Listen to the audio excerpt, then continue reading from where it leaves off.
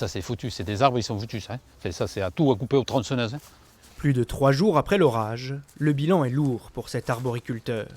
Alors que la récolte commence à peine, les bourrasques ont arraché des dizaines de branches. La moitié de la récolte est éparpillée sur le sol, des milliers de pêches roussanes qui seront invendables. Elles ont pourri en 2 jours, elles pourrissaient très vite, avec les impacts elles ont pris en tombant. Mais bon, c'est foutu quoi. C'est même pas bon pour la confiture, ça va rester pour les abeilles, ou les frelons, ou toute cette famille.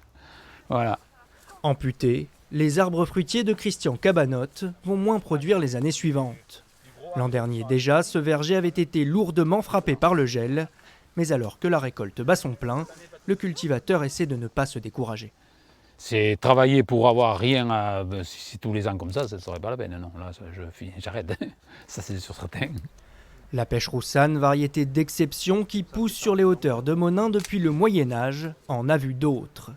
Dans la petite coopérative béarnaise qui a fait ressusciter le fruit il y a 2 décennies à peine, c'est l'ébullition. Ici, chaque année, pendant 3 semaines, les amateurs se pressent.